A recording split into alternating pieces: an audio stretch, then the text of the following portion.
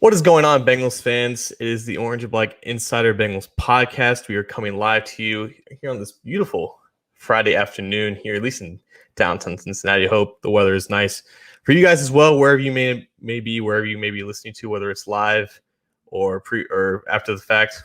We are very glad to have you here. I am back in my usual recording studio, also known as my bedroom. I got my good buddy Randall behind me. Returning a little bit back to normalcy as we kind of traverse through this whole pandemic situation, but it's good to be back in the normal atmosphere. But this the listener questions edition of the Orange and Black Insider Bengals podcast. I am right for now, at least doing it solo. My co-host Anthony had an important matter to get to, and we just had to go for a last second audible, but no worries. The structure of this episode will stay the same, and it'll just be me. And I guess Randall as well. He's going to answer some questions as well that you guys may have. So let's just go right into it. We had a couple of texts into the show beforehand, so we're going to get to one of those real quickly. First one is from Antonio.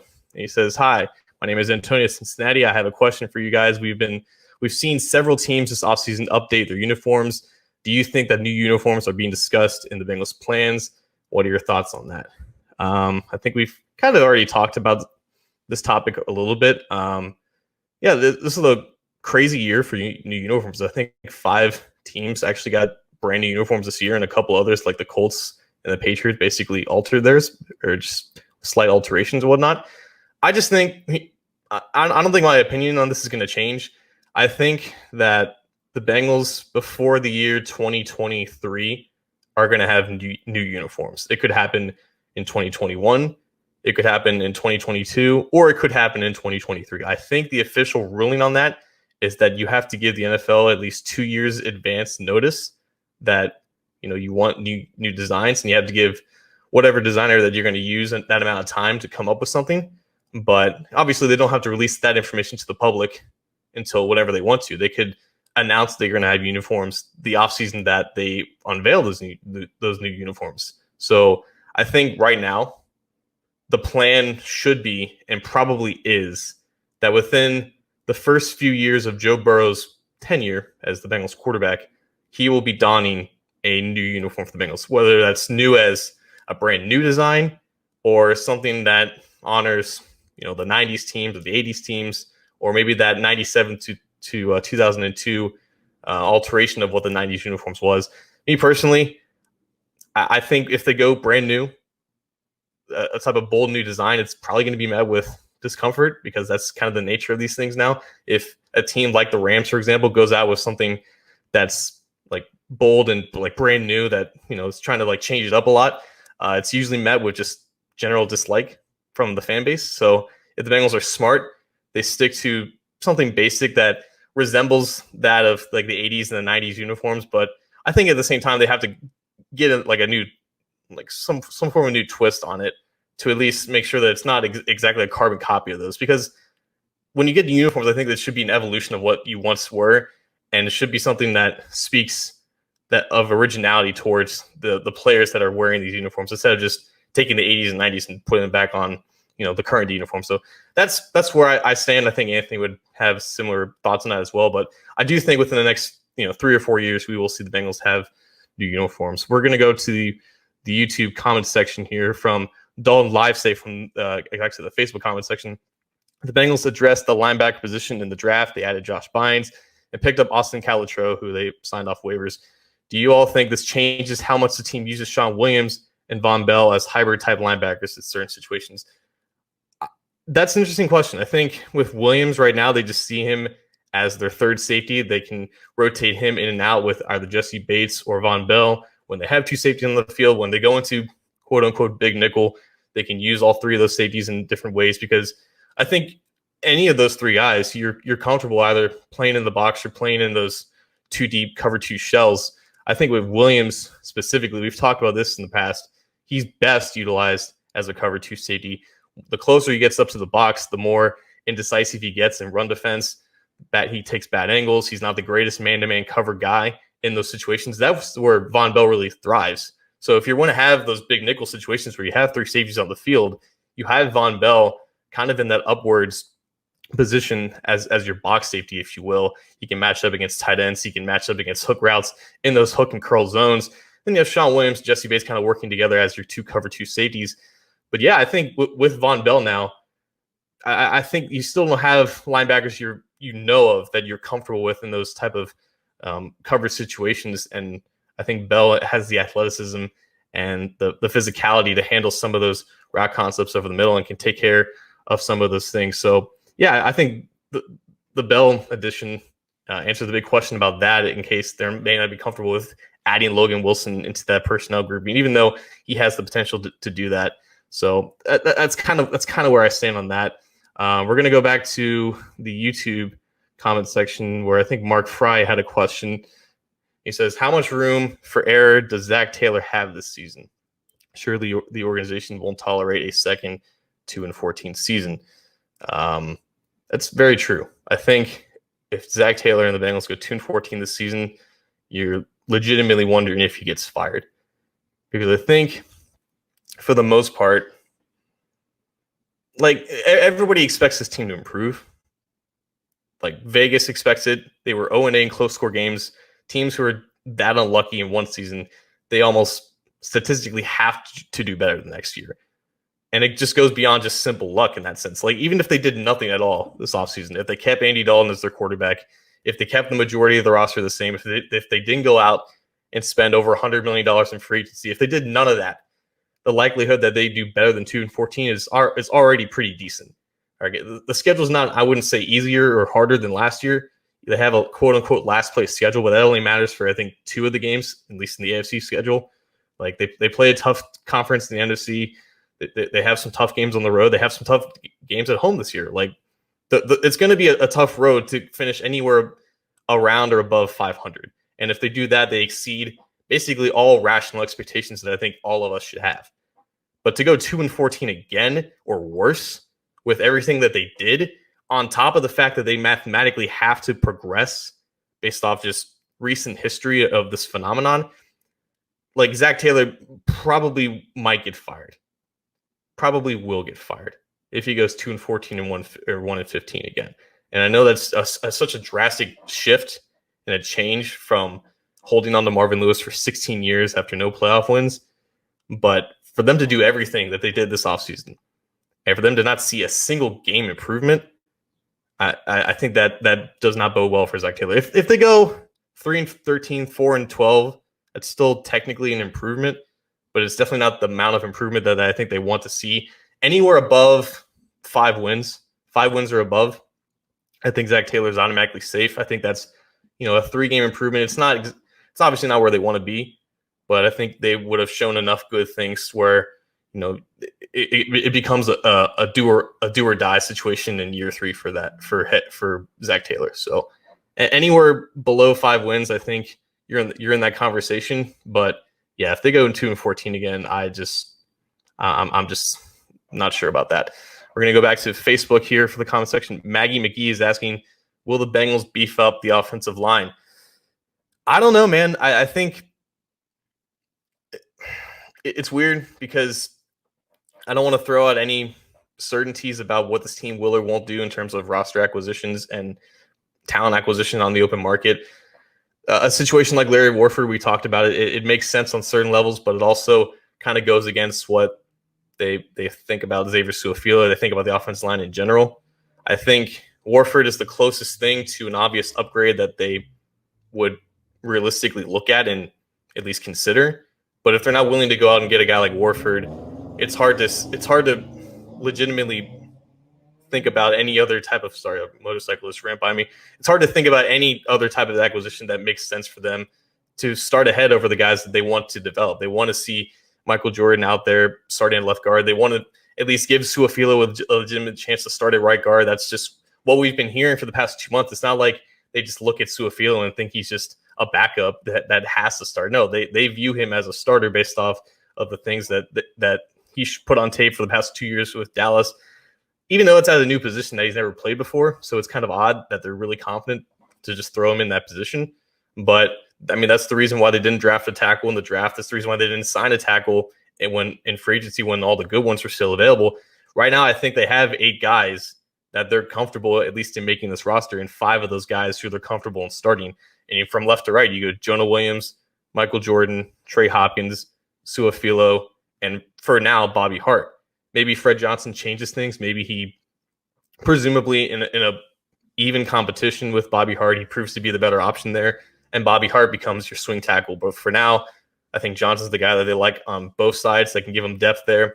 And then Hakeem Adeniji, who they just drafted in the 6th round, he gives you versatility all over the line. He only played left tackle in college, but down at the Senior Bowl, he played left guard and right guard exclusively. And I think he looked a little more comfortable there. Maybe he has the body type and the athleticism to succeed more on the inside rather than to handle, the lengthier guys on the outside. So those 7 guys, and then Billy Price, who really is the only guy that they have on the roster with experience at center aside from Trey Hopkins. So you would think that they would want to have a guy on the 53 who has experience in backing up, that position, because not every interior offensive lineman can be inserted at center. Obviously, Billy Price is not a good football player, and who knows if he ever will be. But for now, I think they like him as that 8th guy, and maybe they keep 9. Maybe they go ahead and keep Alex Ribbon. Maybe they have one of these undrafted guys in Clay Cordasco or the Iowa State guy, who I still have not remembered his name yet. But right now, it looks like 8 or 9 guys, including Redmond, seems to be the case, and I'm just not entirely sure that they're interested in getting any outside help. So yeah, that's kind of where I think they stand there. We're gonna go to the Cincy's Jungle comments section, which you can find this video in an article form. We got TC from Dub V, who's a frequent listener of the show. He's asking, of the 3 rookie linebackers drafted, Logan Wilson, Akeem Davis-Gaither, Marcus Bailey, who has the best rookie season? So what's interesting about this is that I think yesterday, Alex Marvarez, I'm saying his name right, he's an NFL insider. He was talking to Marcus Bailey, who said he's now 7.5 months removed from his surgery, repairing his torn ACL that he tore early in the 2019 season. And he said he's on track to be able to participate in all drills and the preseason as soon as whenever that comes around, full contact and everything. So it's basically the same timeline you're talking about Rodney Anderson from last year, who unfortunately retore his ACL, but hopefully that's not the case with Bailey. If Bailey's healthy, I think he will prove to be a more effective player earlier than a guy like Akeem Davis-Gaither maybe. I think if you had compared those 2 guys with a level playing field in terms of health, because Davis-Gaither had some injury issues too that affected him in the draft process, but he might be a more talented guy than Davis-Gaither. He was drafted 3 rounds later. And then you're comparing him to a guy like Logan Wilson, who unfortunately didn't have as much experience against top competition like Marcus Bailey did. But I think if Bailey's healthy, he has an equal chance to prove his worth against those 3 guys. I think right now, when you're talking about draft status and overall health and the ability to contribute immediately, Logan Wilson has the upper advantage based off what we know right now, because it's still May and we're not even close to even putting on pads yet, along with all the pandemic stuff. So I think Logan Wilson might be the safer bet for this question. It's just who has the best rookie season, because right now he's the safest bet to take the most snaps. But Marcus Bailey, I think, has almost an equal shot as long as he makes it through the preseason healthy. I think once he steps on the field and proves that he can stay on the field and that they don't have to worry about, handcuffing him for a number of snaps in case, he suffers another injury, I think he's talented enough to take the snaps that Logan Wilson may be having right now. But right now, Logan Wilson is that safer bet, and that's probably how I would answer that question if you put a gun to my head. So yeah, that's kind of where we're at right now. Let's see here. Let's go to Dave Lennox in YouTube. If Johnson beats out Bobby Hart for the starting right tackle, would the Bengals consider cutting Hart to free up cap room to claim another lineman on waivers, or would it be too much of a cap hit? So I believe that Bobby Hart's contract, that just abysmal acquisition from last year in free agency, I believe that the majority of guaranteed money has already been exhausted. He didn't have a great big signing bonus to his name anyways. I think that was only a handful of million, and the base total amount of money was just above 15, which was with some incentives raised it to like 18. But yeah, so if they cut him now before June 1st, they take on a dead cap hit of $3 million, and the Bengals are not going to do – they don't normally do post-June 1st cap hits if they cut someone before then. I think that they just like to get dead money out immediately. If they cut him after June 1st this year, they take on a dead cap hit of $2 million. And then next year, if they cut him after June 1st, it's $1 million. So based off what we've seen this offseason, they cut guys like B.W. Webb, they cut John Miller, they cut Drake Kirkpatrick. They're not afraid to take on a handful of $1 million in dead money. They already have, I think, 9.5 on the books this year based off the guys that they cut. So I don't think it's too big of a hit. They would save almost $5 million in cap space this year if they cut Bobby Hart. But even if Bobby Hart loses to Fred Johnson, I think they still like him enough to just keep him on the roster for depth purposes. Because you have to remember, Bobby Hart was originally a guard coming out of Florida State. I think that's what he was drafted to be when he went to the Giants, who drafted him in the 7th round back in 2015. I think he came out the same year as Jameis Winston. So maybe he had that post-national championship hype to his name. That's why he ended up being drafted, because he just wasn't – he just didn't have the athletic profile of a tackle. And we see that even today, 5 years into his career. It's all dependent upon, how quick and twitchy the edge rusher he goes up against. That's really dependent. That's really the fact that, decides what kind of day he's going to have. So even still, he doesn't have that great profile of an NFL tackle. He could theoretically slide back into right guard, which was one of his original positions. And if they think he has the ability to play 3 positions, both tackle spots and that right guard spot that still needs depth, I think he's still a body that they're comfortable with, who knows the system now for 2 years, starting under Jim Turner's offense, or at least in the offensive line. And I think, the salary that he has, the contract that he has in total, it's not too outlandish to keep him on as a reserve who can, play in emergency situations like that. So I don't think that they would cut him outright if he loses the starting job. I think they're most comfortable with him just as that, high quality reserve, if you will, because that's ultimately what he is now. He's 26. He's not going to change. He's not going to become that much of a better player. So I'm not sure that they're gonna cut him just because Fred Johnson beat him out. So that's kind of where I'm at there. We also have another comment in the article. What was the better quarantine docuseries, The Tiger King or Last Dance? If I'm Joe Burrow, I'd probably say The Last Dance, because I think he said he didn't watch The Tiger King because he's against animals in captivity, which the guy just has an answer for everything. Like, for being a handful of months younger than me, he's just born to do this type of media stuff. Nothing's phasing that guy. It's honestly a great answer, because honestly, I'm not sure how comfortable I would be if I was nicknamed the Tiger King or Joe Exotic, it seems like fate, but I appreciate him taking the high road there. Tiger King was crazy and wacky in every way. I think I went into it believing that, it's going to be some ridiculous nonsense in some parts of America that I would never even hope to rear my head at. But even still then, with those expectations, it was even crazier and stupider than I could have imagined. The Last Dance,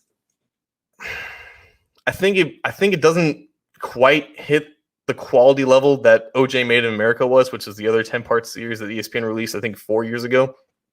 That, to me, will always reign supreme as like the top ESPN docuseries, because for starters, like I wasn't even alive when June 17th, 1994 happened. I was still an infant when the verdict came about, so I knew next to nothing about all of it except just the basic stuff. I like heard the phrase, "If the glove doesn't fit, you must acquit." I heard all of that, but just learning all of that was so fantastically interesting to me, and just the way that they set it all up. The Last Dance, I appreciate the structure of that as well. I know a lot of people complained that it went back and forth, while progressing through the 90s. It went back to, other relevant events, in the past, in like the 80s and the early 90s, as they were talking about things, as that dynasty progressed chronologically. But I like that structure. I like seeing the behind the scenes looks in the locker room, Jordan talking to the security guards and his teammates. I don't think that my opinion changed that much about Jordan and his teammates compared to maybe how other people think. I think for the most part, because it was this whole series had to be approved by Jordan himself, that we may not have gotten the whole candid story about everything. And that way it kind of loses its credibility to at least a certain extent. But I still appreciated all the inside information that was given to that. So I think just based off my personal preference, I still would take that over Tiger King. But I mean, Tiger King was about as wild as I could have even imagined. So like that was crazy. Going back to the YouTube comment section from Jeremy Hall. Speaking of Rodney Anderson, as much as we're paying Gio, if Rodney or some other running back show up, is Gio expendable? This is the question I think that relates even more to Joe Mixon, in my opinion. Obviously, I think the plan is for Joe Mixon to be extended before the season happens, but what is the value of Joe Mixon really, or Giovanni Bernard in that sense, if you have 4 or 5 running backs, including Jacques Patrick, who may or may not make the roster, who are quality and can take 10 to 15 snaps a game, it can give you about 4 yards a carry. Like the value of just having one talented running back in the NFL now is just so much lower than it was back in the early and mid 2000s. If Rodney Anderson stays healthy, along with Trayvon Williams, who in his own right is a talented back, if you have a quality rotation of guys that you mostly drafted in the 6th round, Gio was a 2nd round pick so long ago, but Williams and Anderson, both 6th round picks. Patrick is a guy that you signed off the XFL. You can find talented guys, quality guys through basically every avenue. You don't need to keep drafting these guys high in the draft. So yeah, I do think that Gio becomes expendable if both Williams and Anderson stay healthy and be as effective in the NFL as they were in college, because the jump from college to the NFL from a running back is just non-existent. It doesn't compare to other positions like quarterback and cornerback and wide receiver. It's so easy to manufacture yardage and effectiveness from these running backs, provided that the offensive line is solid. If it's improved, if it's better than what it was last year, which I think the expectation is that it is, as long as Jonah Williams is healthy and every other one of those young guys develops at least to some degree, it does make your veterans in Mixon and Gio expendable. If you already give that deal to Mixon, then you have to utilize him. You have to make sure that he it exudes as much value as possible for that contract. But with Gio, yeah, like you're paying him, I think, at least somewhere like in the range of $8 to $10 million more over the next 2 years, and you have to somehow justify that contract. And if not, then he becomes a possible either trade candidate or a cap casualty, because this is how they should approach the running back position. Every few years or so, you invest in these talented running backs late in the draft, because you can find running backs all throughout the draft, in free agency, off the street.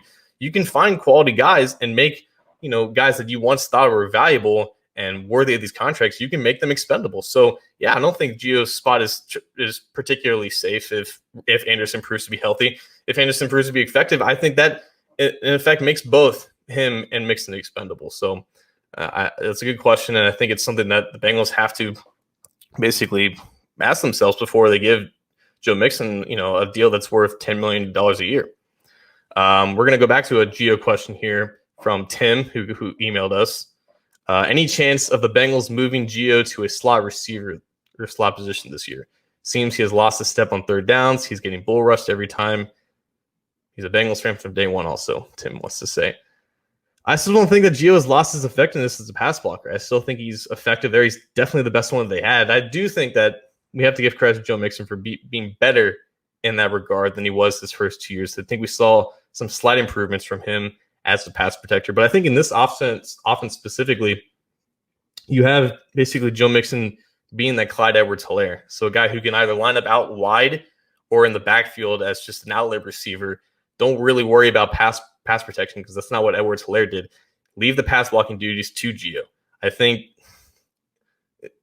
he can be fine as a receiver in those situations. I know there's other offensive schemes that could utilize his talents there, but you already have a guy like Mixon who can do the things that you imagine Gio could do. I don't think that Gio is at a point of his career where he can't handle pass protection duties, because that's going to be important. When you're in these personnel groupings that you want Joe Burrow to be in, you can't always have him in empty sets. You sometimes need to have 6-man protections against 3rd down blitz schemes or whatnot. So to have a guy like Gio who you feel comfortable out there, leaving him on an island to take on an unblocked edge defender, while you have maybe Mixon on the field at the same time out wide, running some bubble screens or running some quick slants or whatever, because you already have a guy in Mixon who can do that. I don't think that changes what you do with Bernard, especially if you just have a template of the running back that thrives in an offense that's led by this quarterback. Mixon becomes that. Bernard's role I don't think changes that much, and therefore I don't think his usage changes that much either. We had another email from Patrick. Should the Bengals go and get a veteran quarterback before the season starts? Not so much because they will need to help the team win games, but because they can mentor Joe Burrow a bit. Actually, just before this recording, Joe Flacco was signed by the New York Jets to back up Sam Darnold there. That leaves a quarterback room of, I think, Darnold, Flacco, David Fales, who was a guy from San Jose State a few years ago, and David Morgan, who they just drafted in the 4th round. Flacco seemed to make the most sense if they wanted a veteran quarterback because, you have a guy who won a Super Bowl, who played in this division, who was a first-round pick. He handled those pressures, and he managed to exceed the expectations that I think Joe Burrow is going to be, those expectations that are now going to be set on Burrow. So that could have been a nice opportunity, a nice mentorship for Burrow to have. But really, what's really the value of that? How are you going to put a price tag on that when you're taking away a roster spot from someone else who can contribute? The Bengals have been on record for saying that the mentorship and the leadership aspect is not going to come from the backup quarterback spot. You want to see what else Ryan Finley has in his second year. You like the upside that Jake Dolegala has. Those are your 3 quarterbacks who you're going to roster. And then you have 3 coaches in Zach Taylor, Brian Callahan, and Dan Pitcher, who have all been quarterbacks in their lifetime, who have all coached quarterbacks in their lifetime. At least this is the first year that Dan Pitcher is going to be the quarterback's coach. Those guys are all not even 40 years old yet. And typically you would think that a veteran backup at the quarterback spot is somewhere in the age range of like 35 to 40. So it's not exactly traditional compared to what you see, in like the form of a Josh McCown or somebody like that, who was also, I think, still in the market. I think it's just more wise to use a roster spot elsewhere when you get the same value of a backup veteran quarterback who can offer leadership to a guy like Burrow, who, in all honesty, I mean, we're going to get to this question next regarding Burrow's age, but like Burrow's going to turn 24 this year. Ryan Finley turned 25 next year. For having guys who aren't that experienced, they are still on the older side. It's not like you have guys who are 21, 22 years old in this position group. And again, you have multiple coaches who have experience playing and coaching that position. I think anything that you would expect Joe Flacco to be able to give advice on, aside from obviously, going to the playoffs and winning the Super Bowl, which I think some people would still value having a guy like that. I think whatever you would, aside from that, whatever you would value in a backup quarterback, you're already going to have in the coaching staff to an extent. So I don't think it's a big priority for them, and I also think it shouldn't be a big priority at all. So we had a text from Danny from London over the pond. Hi, Danny. He was asking, Joe Burrow is a little older than Lamar Jackson and only a year younger than Patrick Mahomes and Deshaun Watson, who were both drafted 3 years ago now. How will Burrow's age entering the league as a rookie manifest itself in the short, medium term? It's interesting because Joe Burrow is actually young enough where if you look back from like the 1983 draft class, which was like the pinnacle of quarterback draft classes, the vast majority of successful quarterbacks in the long term are usually 23 and older. You rarely see quarterbacks who are as old as Joe Burrow turn into, multiple all-pro quarterbacks. Typically, basically in every position, the younger you are and the more talented you are at that age, it bodes well for your long-term output, for your long-term potential. So Joe Burrow is he's not like Ryan Finley, who was 24 when he was drafted and turned 25 in December. So from a long-term perspective, I think Joe Burrow is just inside the age range where you're comfortable that he still has room to grow. But for the short term, I do think it definitely helps. I think if you have a guy like Lamar, who's 21 when he's drafted, then develops in his 22 and 23-year-old seasons, that's like the dream, right? You have multiple years of experience when you're the same age as a guy who just got drafted by your rival team. With Burrow, he has 2 years of starting experience as a college quarterback, but he also has 5 years of being a quarterback in general in a college system, albeit 3 years at a whole nother school with a whole nother system. But yeah, he's not just he's going to have wide-eye rookie moments. That's not going to not happen. He's still a rookie quarterback, and the majority of those, even in today's age, they're going to struggle compared to league averages based on the years. But yeah, I think it does help for him to be a little bit on the older side. I think he has more leadership experience than other rookie quarterbacks who have to start in their first year. That's going to be the key thing. You're going to have warts with Joe Burrow. It's not going to be perfect. It's not going to be anywhere close to what you saw in 2019. If you want to say it's going to be between 2018 and 2019, I think that's a fine and fair assessment. But the jump from college to the NFL is big, no matter how old you are, no matter what your experience is.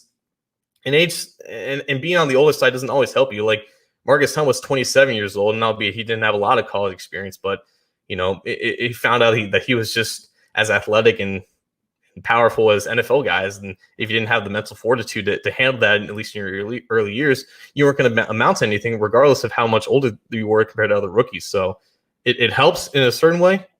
It helps in his long term as well, because he's not exactly on the older side for the position. But at the same time, he's still a rookie, and he's still going to go through some of those warts that you would see even with guys on the younger side. We also had a text from Steve Johnson from Seattle. He was asking about schematically, what are the Bengals trying to do on defense?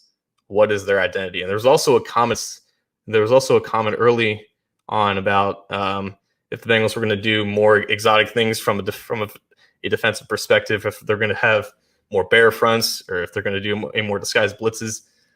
And honestly, like, that's not anything really new. Like, we saw that in the Mike Zimmer days, we saw that in the Paul Gunther days, and we even saw that in a certain extent last year in Lou Anarumo's first defense. I do think with the question of bear fronts, I think we could see a slight increase in there, because now you have two guys who you were confident in at your three technique spots. Imagine this, you have Geno Atkins and DJ Reader as your three techs. Now remember, DJ Reader was more of a B-gap defender, more of a pure three technique last year with the Houston Texans than he was as a pure nose tackle.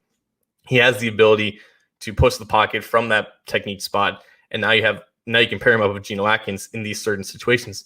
Josh Tupou becomes your true zero tech, your true nose, the guy who lines it up right on the nose of the center. 2-3 techniques and a pure nose is what makes up the base of a bear front. Then you have 2-5 techniques, or you have two stand-up defensive ends. Either one really works. I remember there's one specific example when the Bengals played the Jets a few years ago. You had Michael Johnson, Carlos Dunlap actually standing up in those certain situations when you had Geno Atkins and a couple other interior defenders making up the interior of your bear front. But now I think you're more comfortable with the quality and depth of your personnel on the interior to run those formations, because at the end of the day, if your defensive tackle is getting blown off the ball, and you have your linebackers playing a little bit off in those certain situations, you're going to get gashed up front, and your defensive ends are in a position where they can get out leveraged from the inside. If you have guys like Atkins and Reader who can hold their own at the point of attack, a guy like Tupou who can maybe two gap in those situations, then you have two linebackers in Jermaine Pratt and either Josh Bynes or Logan Wilson who can basically stack and shed from those second level blockers. That makes the bear front a little bit more effective, because now you're able to utilize that whenever you feel is comfortable, depending on what type of formation and personnel the offense is running in those certain situations. But you have the personnel to handle it and be stout at run defense. And also it creates some pass rushing opportunities. You can run some stunts, you can run some loops. You can basically have Tupou and Reader act as decoys as you have Atkins looping around. You can do stuff with Sam Hubbard from an off-ball stance. You can have him line up as an off-ball linebacker and basically sugar gapping up the B gap, or maybe even the A gap in those certain situations. You have a lot more versatility and options with this defensive front for the Bengals now, provided that most of them are healthy. I think that's where Akeem Davis-Gaither comes into play, because he has experience as a blitzer. Logan Wilson and Jermaine Pratt were both experienced blitzers in college. At least we saw a little bit of that in the preseason with Pratt. But yeah, you have a lot more options with this defense. I think from an identity standpoint now, I think it's still that 3-4 in base, but you're still having 4 down linemen, 2 linebackers for the most part, because that's just what every defense looks like now. Offenses are not changing. They're not going away from the direction that they're heading to right now. They're progressing in the same way, and that's just not slowing down. So you still need, guys who can play. You still need 7 guys who can play in space, and you can't really afford to have just 5 down linemen out there for the majority of the time, even though, if that's the strength of your defense and your defensive line, you still need guys who can drop back and play coverage for, 50 or 60 snaps a game. So the identity is still just your 4-2-5, because that's just the nature of the NFL now. But in those base situations, I guess if you want to talk about when they play in the AFC North and they're facing run heavy teams, yeah, you're still having those 3-4 multiple looks where you have guys who can line up in 2-point stances and 3-point stances on the edge, and you have depth on the interior in Geno and Reader, which now you can afford to go in 4-3 and 3-4 looks. So let's see here. Let's go back to the comments section.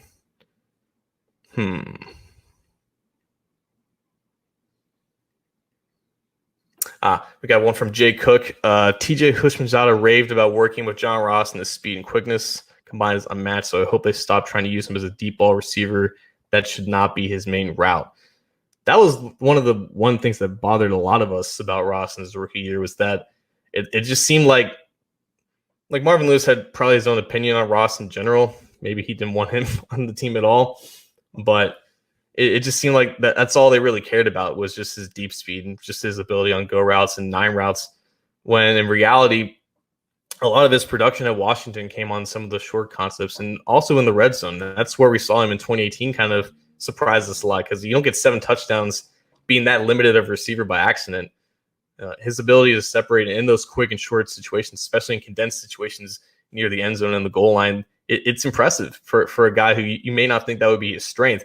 That was the thing that pissed a lot of us off in 2017 was that he was just a decoy running deep, and then Andy Dalton would overthrow him, and then you would talk about chemistry issues and whatnot. Why isn't he getting involved in the offense? Why is he not being used as a full-fledged receiver? Now, when you talk about 5 guys, including AJ Green, Tyler Boyd, Ross himself, T. Higgins, and on Tate, who you're comfortable going in and out of the game, now Ross becomes, I think, a more effective receiver because you use him a little bit less. Because maybe you still use him when you're in your base 11 personnel, but you rotate him in and out more with Higgins and Tate. And maybe in some situations you have Ross off the field with the other 4 guys on the field. You have a more diverse wide receiver room. And you have guys like Higgins and even to a certain extent Tate who can win down the field on those vertical routes where you don't need to have Ross do that all the time. And you can use him more underneath more. You can use him on those short slants and bubble screens and, underneath routes, get him over the middle on those like mesh concepts, whatever. Create space for him underneath. Utilize his yards after catch ability. When he has the ball in his hands, he's a dangerous mismatch in the open field. Like we saw that against Seattle when in the few times that he actually caught the ball, he ended up with 2 touchdowns and he had a lot of yards after catch the game. There was one situation where he actually dropped it, and had he would have held on to it, he would have had like a 60-yard touchdown. He would have had 3 touchdowns that game.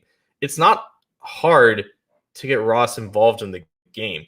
They made it a lot harder than it needed to be in his first 3 years because they just weren't sure what to do with him. And I think they realized that he just wasn't the greatest match or greatest fit with the quarterback that they had. But in this offense now, I think when you have a quarterback who specializes in pinpoint accuracy and placement and in those anticipatory throws, if you have a guy who is a mismatch in the open field, who's faster than anybody else on defense, just getting the ball in his hands at all costs is a priority. But you're also in a sense where you don't have to use him like a traditional receiver because you have 4 other guys who can take those responsibilities away from him. So it's a question of what is Ross's true value now? Like, how do you pay a guy like that? How do you utilize that guy in future situations? And it's something that they just had to ask themselves as they see this offense progress right now. Let's see here. I think we're going to go back to another email. Nope, we already had all of this. I didn't even realize I was talking for 40 minutes, but I think I need some water. Let's see here. All right, John, will you smoke a cigar on YouTube if Burrow wins a Super Bowl with the Bengals? Will you light up? Yeah, I would smoke a cigar on YouTube if Joe Burrow didn't win a Super Bowl with the Bengals. I'm not – lung cancer, unfortunately, runs in my family. That's why my mom basically stopped my dad from smoking them basically ever. But he was kind of a cigar guy as well. Chad Johnson's a cigar guy. I'm sure he's going to – did you guys see that? It was Chad Johnson got a thank you letter from Katie Blackburn and the rest of the front office for basically a token of appreciation for being the ambassador that he was this offseason. And they sent him a thank you letter and I think some customized Bengal cigars. So whenever Chad Johnson goes to work with Joe Burrow this offseason with the rest of his receivers, I wonder if both of them are going to light up a cigar. I want to take this opportunity now to just talk about Chad Johnson because we've written about him a lot on the website recently just for the things that he's done, not only for being the hype man that he is, that he's always been, but I think it's just been easier for him this year because the Bengals are actually doing stuff that warrants that ambassadorial efforts from him. Whether it was talking about Joe Burrow from the early onset of the offseason, I believe our own or CJ Cincy Jungle alumnus Rebecca Toback basically interviewed him and TJ Houshmandzadeh around Super Bowl week.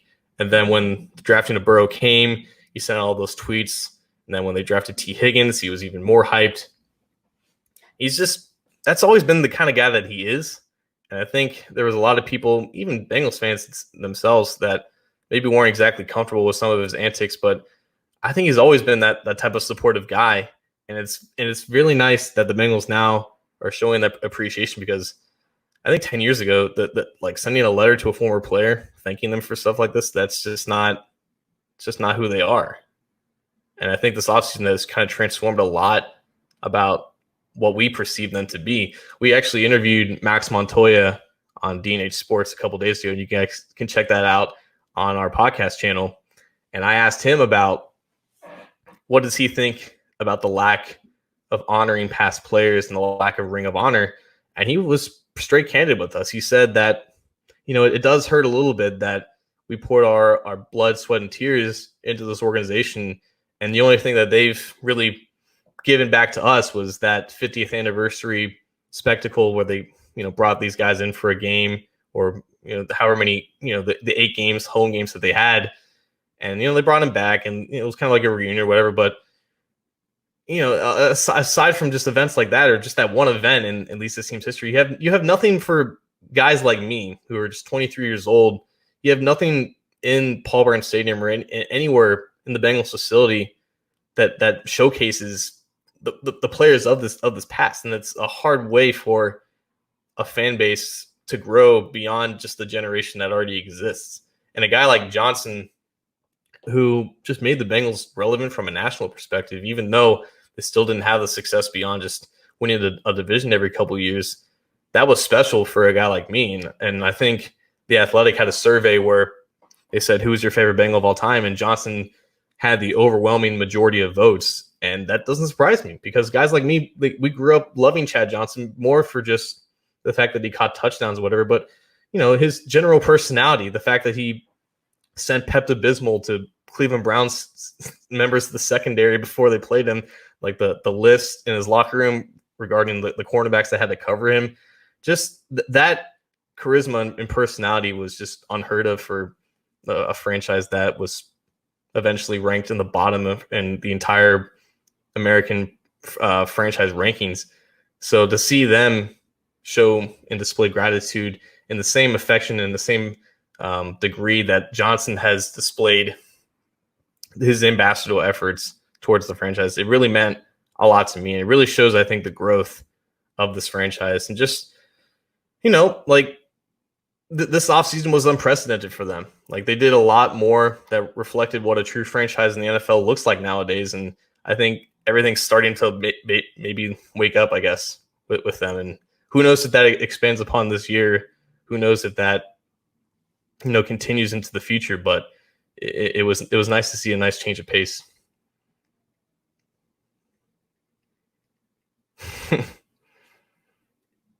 Let's see here. What was the last good Madden game, Jason Von Stein? Madden 12. I think Madden 10 had the brand new engine or whatever. And that was when I think gameplay was at its peak for what the technology was. It seems like every year since then, it's basically been the same thing. I remember Madden 2016 had crazy Odell Beckham Jr. catches. That was a feature in the game and basically ruined it. And I didn't even consider buying it at that point. I think I bought a Madden after that, and it was a little bit better, but it just seems like the same copy and paste game. I think they're now agreeing to a further 5-year partnership with EA Sports. So that's really disappointing.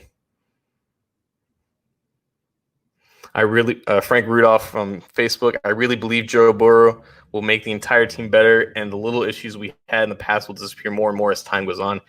That's literally why we wanted a quarterback drafted in the past 3 years.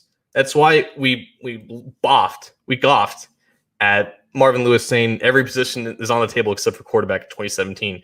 Watching Patrick Mahomes and Deshaun Watson go to other teams, and those two elevate the teams that they're on, even though they're already talented. It's why the addition of Lamar Jackson in 2018 made so much sense with a guy like Andy Dalton already on the roster to groom him for the opportunity to elevate this team. It's why even last year, like the opportunity to draft a guy like Dwayne Haskins wasn't as laughable as anybody thought. Like, a quarterback is not going to solve all of your issues if the rest of your team is bad. Like, that's never been the case. But having a quarterback that can be an asset, regardless of his surroundings, that can still be effective and still put you in positions to succeed week in and week out, that is invaluable. And it's something that the Bengals haven't had since the peak days of Carson Palmer for 15 years. And we wonder why, this team has struck out in the postseason for a handful of times since then. It's because if one thing goes wrong, if one injury happens, or if one play goes awry, then the whole thing is kaput. That's not an issue for a team that has a quarterback that they can rely on in those situations. That's the impact that I think Joe Burrow has the most, because he's not a quarterback where you say, he needs 5 good starters on the offensive line. He needs a diverse receiving core. He needs a deep threat in John Ross. They need to continue to add these pieces around. They need the offense to be perfect. That was the mindset that a lot of Bengals fans attached themselves to in the early days of Andy Dalton, when they still believed that he had the capabilities of being a true franchise quarterback. Everything had to be perfect. The situation had to be flawless. And if there was one injury, if there was one deficiency, if there was one thing that went awry, everything would go kaput, because you wouldn't be able to trust the quarterback for masking those situations. That is the difference between Joe Burrow and any other solution they could have had a quarterback this offseason, especially Andy Dalton, especially whatever Cam Newton is now. That is the overwhelming impact of adding Joe Burrow to this offseason. Paul Bland is asking, what are your thoughts on the complete Bengals history going back further from Ocho? I'm not asking that question. You besmirched Chad Johnson's nickname. I refuse to ask it.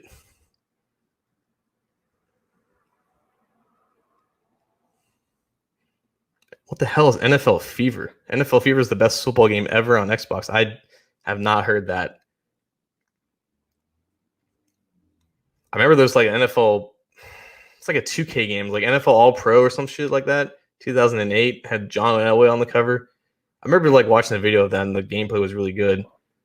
But I never played it because I think even back then I was a slave to Madden.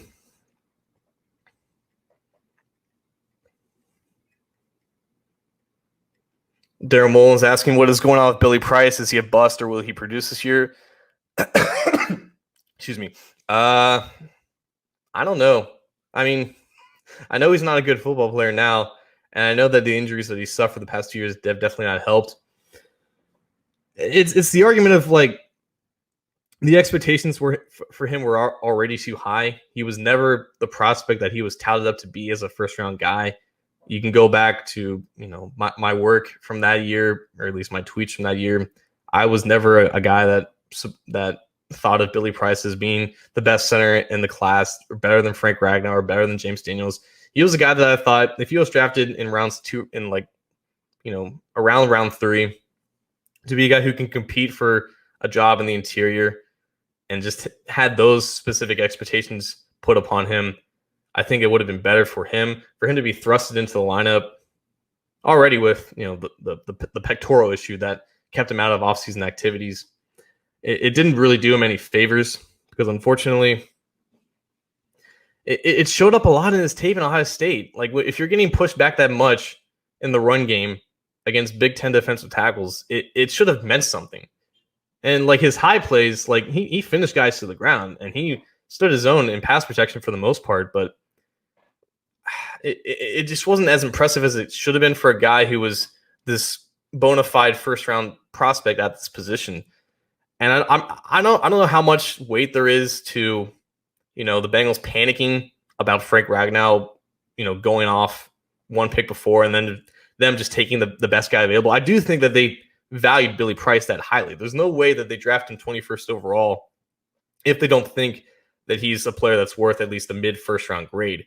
I think that's where they ended up grading him. I don't think that they reached to get him in their minds. The problem itself was the evaluation itself. It went beyond just his injury that offseason, the fact that they wouldn't be able to have him in most of the offseason. I just don't think that he was that caliber of a prospect. Now, as far as this year goes, it doesn't seem like there's a starting job waiting for him. It seems like he's already been outcasted as just a versatile backup. He's too expensive right now to cut. I think that if they cut him either before or after June 1st, they would take on more dead money than what they would save from a salary cap perspective. So I think from that standpoint, he's safe to make the team again because he's only in his third year. And again, they still value the fact that he has played center before. But no, his opportunities have been all but evaporated. And it'll come down to the health and the continued development of Michael Jordan at left guard. Because if he stinks it up like he did in the beginning of last year, then you have a situation where Price is thrown back out there. And maybe this time he's more ready for it. Maybe he's fully recovered from the foot injury that he had last year, and he becomes a player that we've never seen before. But unfortunately, the lows of Billy Price are not too surprising if you realize the type of player that he was coming out of college. And it's disappointing because I think he was a better guard than he was a center at Ohio State. And yeah, the injuries have definitely not helped, though. So it sucks. Randolph is also asking, will Fred Johnson beat out Bobby Hart, and how good can he be in the future? I think if he's given a chance to do so, he can. I think the two games that he played last year against the Dolphins and the Browns, it's not the greatest sample size, obviously, but he at least showed more in those two games from a technical standpoint and from an athleticism standpoint than Bobby Hart has shown for the past 2 years that he's been with the Bengals. Size-wise, he's bigger, 6'7", 320, but he moves like a much smaller man. And again, the standards of comparing him to Bobby Hart, it's not that hard to beat out. But you just watch him and the intricacies of his tape, it's just so much more impressive than a guy like Hart, who is still, his hands are just all over the place.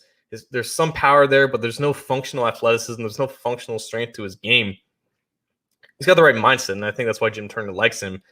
And that might be why he also likes Fred Johnson too. But I just think you have a better base of a talented tackle in Fred Johnson than you do in a guy like Bobby Hart. It just depends on how much of an opportunity they're willing to give him. I think if you have a situation where you keep Fred Johnson left tackle and you have Jonah Williams at right tackle, that could also work, in my opinion. I think nowadays right tackle has become an even more important position on the offensive line than left tackle because on average, you're facing more talented pass rushers going up against right tackles than you are against left tackles. The stigma of having, or the perception of having a talented blindside blocker, it still reigns supreme because you still have quarterbacks who occasionally get blindsided, but that itself doesn't happen that often. You know, Joe Theismann was 30-something years ago, and even then, that wasn't purely just he was in the clean pocket and he just gets blindsided by Lawrence Taylor. The whole pocket was collapsing around him. The perception of having your left tackle be better than your right tackle, it doesn't exist anymore. You need two quality right tackles. And if Fred Johnson happens to be one of them, it's not outlandish for him to play either spot. That's not going to happen. Jonah Williams is their left tackle, and I think that plan is set in stone now. That's been the plan since they drafted him. But if Fred Johnson is better at left tackle than he is at right tackle, and he's one of their two best guys, and he's clearly better than Bobby Hart, that in itself should not be out of the question.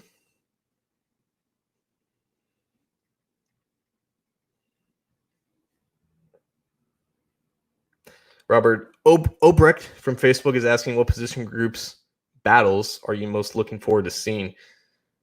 Cornerback is honestly up there in terms of not from a starter perspective, but how the rest of that position group is going to fill out. You obviously have Trey Waynes, William Jackson III, and Mackenzie Alexander is your starting three. You have Darius Phillips kind of being there as your fourth guy who can play on the outside and inside. But I don't honestly know how the rest of that position is going to fill out. You have Winston Rose and Tony Brown, who you signed in the offseason. They're both talented. Winston Rose specifically had, I think, 9 interceptions with the CFL last year. So those are ball skills that they never dreamed of having with Drake or Patrick. They didn't draft a cornerback this year. They signed one in college free agency, and a guy named Isaiah Swan, who I think at Dartmouth, an Ivy League school, he set the school record for 17 interceptions. I think he had 8 in 1 year, if I'm not mistaken. And then there's a couple other guys whose name was escaping me. LaShawn Sims, they also signed in Tennessee. I think in line to be the Tony McRae replacement because he has a lot of special teams experience. I think he had experience playing with one defensive coach, but his name is escaping me at this point. But there's a lot. It's not a lot of talent on the bottom end of that position group, but I think aside from the top four, the fifth or sixth guys are basically anybody's guesses right now. And it's a position group that normally doesn't look too hot in training camp in the preseason because those situations typically favor the offense and the receivers in general. But it's a position group that saw so much turnover this offseason and has so little future stability going forward because not a lot of guys are under contract beyond 2020. William Jackson being one of them, and how he progresses in a contract year is also going to be interesting. So the battle to round out that position is definitely going to have my attention. And I guess you can also say the same for maybe safety, maybe even tight end. Yeah, positions where we know who are going to be the main contributors come September in the fall, but how the rest of those position groups fill out based off the talent that they have, that's going to be interesting for me. All right, guys, we have been on for about an hour. I don't think Anthony is going to come back. I'll be 100% honest with you. I have no control over how to stop this thing. If you have any more questions for me, now is the time to ask because I think we need to maintain this at least to about an hour, maybe under an hour. All right, that's a lot of dead air. I'm not comfortable with that much dead air, but hopefully Anthony can edit this out. Thank you guys for submitting your questions. I know it wasn't exactly ideally how this goes. We like to have a back and forth situation, but this is a hard job, man. Like I do not envy Anthony ever doing this alone. I can see why he never didn't want to do this alone originally. But yeah, this was fun. This was a new experience for me. So thank you guys for taking it easy on me. I'm gonna probably down about a gallon of water, but thank you guys for joining in. We'll be back next week with our regular program show Wednesday. God, outros are hard. Until then, keep sending us in questions because we're gonna keep doing these almost every week, maybe every other 2 weeks. But our phone line is always open at this time. Unfortunately, we weren't able to answer calls because I don't have that phone or that number or access to it. But yeah, keep sending us emails, keep tweeting at us. We want the Twitter account to grow at Bengals OBI. But yeah, we'll be back next week with our regular program. So we'll see you guys then.